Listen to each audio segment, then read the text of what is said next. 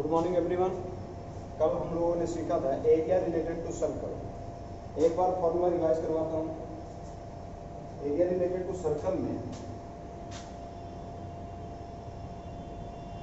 अगर कोई सर्कल है, ये सेक्टर हमने सपोज किया है थीटा है, सेक्टर ए ओ बी आपका माइनर है, हमने सपोज किया आर्क लेंथ एस है और इसका एरिया हमने सपोज किया ए है। तो area equal to area of sector क्या लिखते थे, pi are square theta by 360। जो भी आएगा वो स्क्वायर यूनिट में आएगा। इसके बाद में arc length s equal to pi are theta by 180 था। जो भी आएगा यूनिट में आएगा। सेंटीमीटर में अगर रेडियस दिया तो सेंटीमीटर में आंसर होगा, मीटर में रेडियस दिया तो आंसर मीटर में होगा। इसको फिर मैंने आपको ये बताया था कि इसको हम लोग लिख सकते हैं pi are theta by 180 into R by 2, 180 2 या 360, आर इंटू आर स्क्वायर हो जाएगा। ये क्या होता है, आपका आर्क लेंथ होता है, यानी एस की वैल्यू है तो आर बाई 2 यानी हाफ आर इंटू क्या हो जाएगा, एस हो जाएगा। तो कुछ क्वेश्चन सॉल्व करते हैं।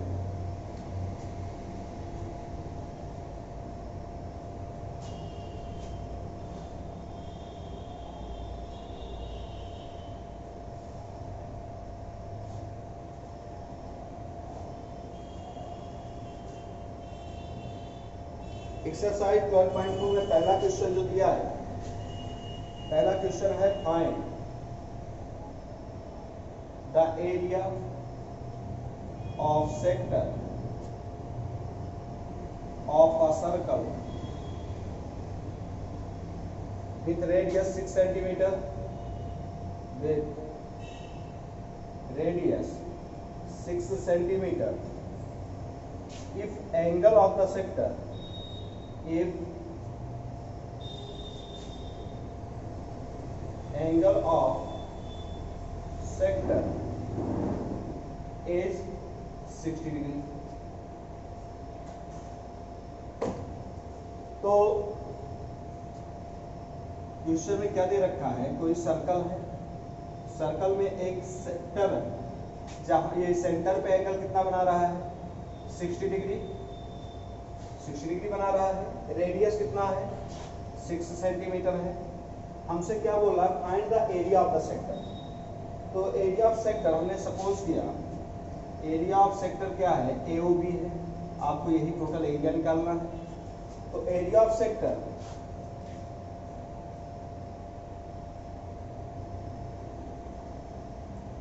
AOB क्या लिखेंगे, formula pi are square theta by 360 degree.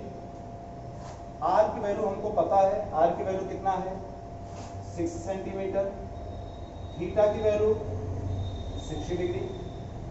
ये डाटा हमको दिया है। तो एरिया ऑफ सेक्टर क्या हो जाएगा, यहाँ पर एरिया ऑफ सेक्टर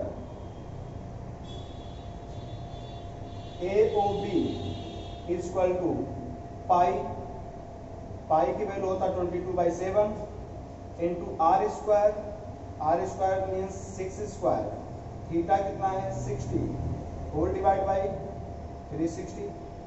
तो 0 0 कैंसिल आउट, कितना आएगा 6, एक बार 6 कैंसिल आउट होगा यानी 22/7 इंटू 6 आएगा। अब यहाँ पे कोई डायरेक्ट कैंसिल आउट हो नहीं रहा है तो 22/7 की वैल्यू रख देते हैं 3.14 इंटू 6। तो सॉल्व करेंगे, 24 6 1 जा 6 2 8 और 6 3 जा कितने, 2 पॉइंट पे डेसिमल। यूनिट किसमें है, सेंटीमीटर में है। एरिया निकाले हैं तो यूनिट क्या आएगा, सेंटीमीटर स्क्वायर। यही आपका आंसर हो जाएगा। अगले क्वेश्चन की तरफ मूव करते हैं।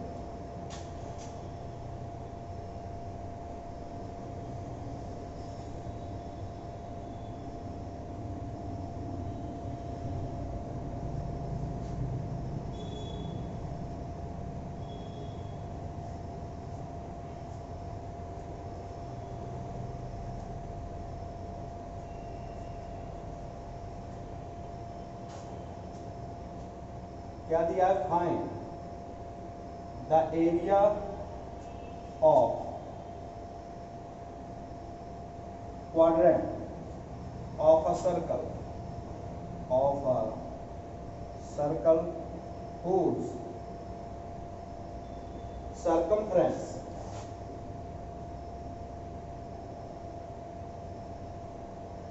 is 22 centimetre.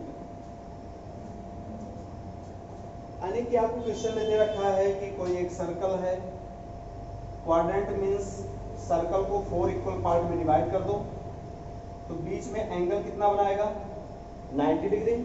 सर्कमफ्रेंस जो सेक्टर का है वो कितना दे रखा है, 22 सेंटीमीटर। हमें क्या पूछ रहा है, find the area of the quadrant of the circle, यानी कि क्वाड्रेंट ऑफ द सर्कल यानी किसी का एरिया चाहिए। तो यहां पर रेडियस तो दिया नहीं है, आर्क लेंथ दिया है, आर्क लेंथ जिसको हम लोग एस से डिनोट करते थे, कितना है, 22 सेंटीमीटर। सेंटर पे एंगल जो बना रहा है कितना है, 90 डिग्री। तो एरिया ऑफ क्वाड्रेंट कितना हो जाएगा, area of quadrant of a circle equal to, formula वही यूज करेंगे, pi are square theta by 360, या फिर नॉर्मली यूज कर लो half into R into S, एक फॉर्मूला बताया था। तो हाफ टाइम आर की वैल्यू, अच्छा यहां पे आर की वैल्यू आपको निकालना पड़ेगा। Find the area of quadrant of circle whose circumference is 22। R की वैल्यू कैसे निकालेंगे, ये टोटल सर्कमफ्रेंस अगर हम लोग देखें तो 2 पाई आर होता है, लेकिन 2 पाई आर टोटल का होता है ना, ये कितना है, 1/4 है। तो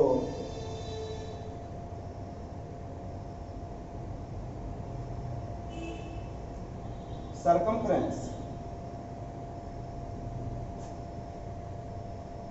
ऑफ सर्कल इक्वल टू कितना होगा, 2 पाई आर। तो सर्कमफ्रेंस ऑफ क्वाड्रेंट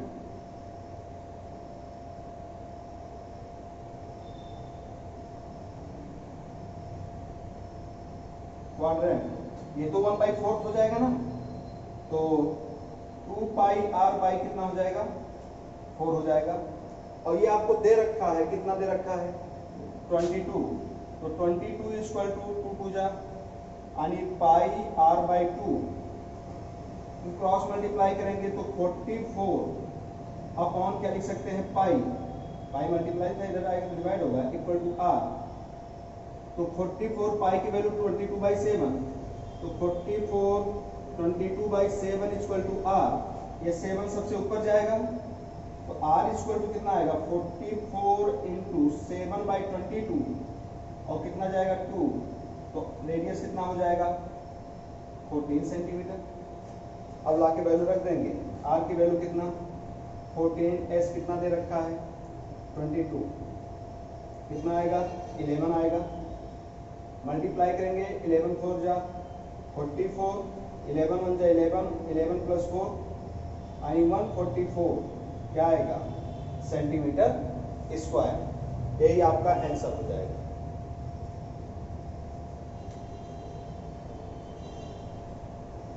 अगला क्वेश्चन देखते हैं।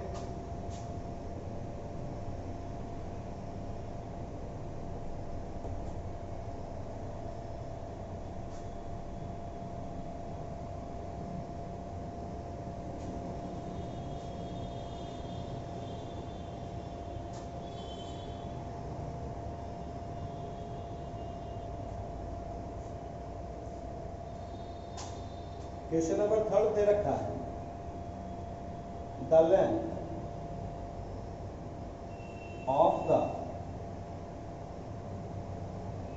Minute hand of a clock, hand of a clock is 14 centimetre, is 14 centimetre. बोल रहा है find the area swept, find the area swept by the minute hand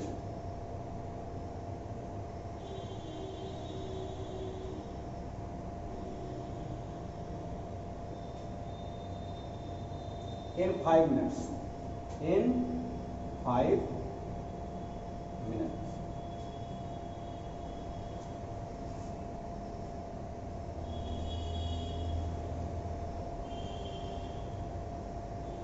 अब जरा इसको समझते हैं. The length of the minute hand of a clock. हमने suppose किया कि आपका क्लॉक मिनट हैंड, हमने सपोज किया कि क्लॉक आपका ऐसे होता है 12, 3, 6, 9. इसके बाद में 1, 1, 2, 3, 4, 5, 6, 7, 8, 9, 10, 11. मिनट हैंड सपोज किया कि ये 12 पर है. मिनट हैंड कहां पे है? 12 पे. 5 मिनट में मिनट हैंड कहां तक जाएगा? 5 मिनट में ये कहां तक पहुंचेगा? 1 तक पहुंचेगा. ये मूव करके जब 1 पे पहुंचेगा तो टोटल कितना हो जाएगा? 5 मिनट हो जाएगा. हमसे बोल रहा है इसी का एरिया निकालना कि 5 मिनट के अंदर ये कितना स्वेप्ट किया है. तो length of the minute hand कितना दिया है? 14 सेंटीमीटर. तो अगर length of minute hand 14 centimetre है तो यही लेंथ हमारा क्या काम करेगा? रेडियस का काम करेगा. तो लेंथ ऑफ जो गिवन है उसको लिखते हैं लेंथ ऑफ मिनट हैंड कितना है, जो कि r की वैल्यू है 14 centimetre. Angle made by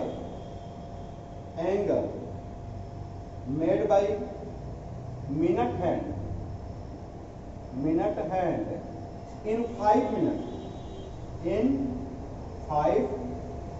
5 minute के अंदर कितना एंगल बना रहा है एट द सेंटर. तो कितना बनाएगा? हमने सपोज किया ये कितना है? थीटा है. तो theta equal to total round लेता तो 360. लेकिन ये टोटल राउंड का कितना है? 1/12 पार्ट है, क्योंकि ऐसे ऐसे कितना आएंगे? 1 पार्ट, 2 पार्ट, 3 पार्ट, 4 पार्ट, 5, 6, 7, 8, 9, 10 ऐसे जाएगा. तो टोटल 360 था और कितने पार्ट में डिवाइड हो रहा है? 12 पार्ट में. तो 360/12 यानी 30 डिग्री आएगा. हमको थीटा की वैल्यू मिल गया. अब एरिया निकाल रहा है तो एरिया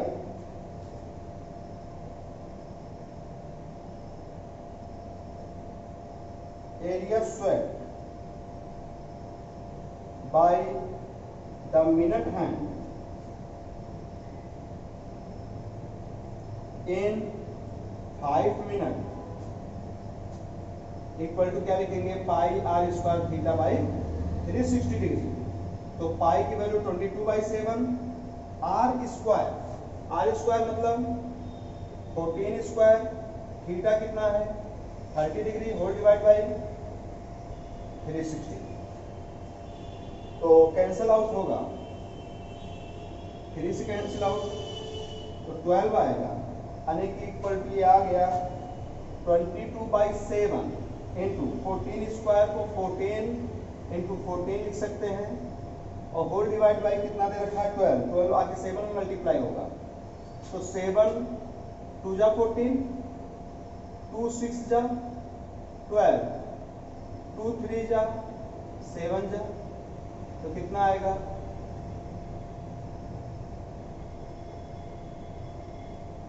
कितना सेंटीमीटर स्क्वायर? यानी 154/3 सेंटीमीटर स्क्वायर. आंसर यही होगा, या फिर 3 से डिवाइड कर लेंगे, आपका वो आंसर हो जाएगा. तो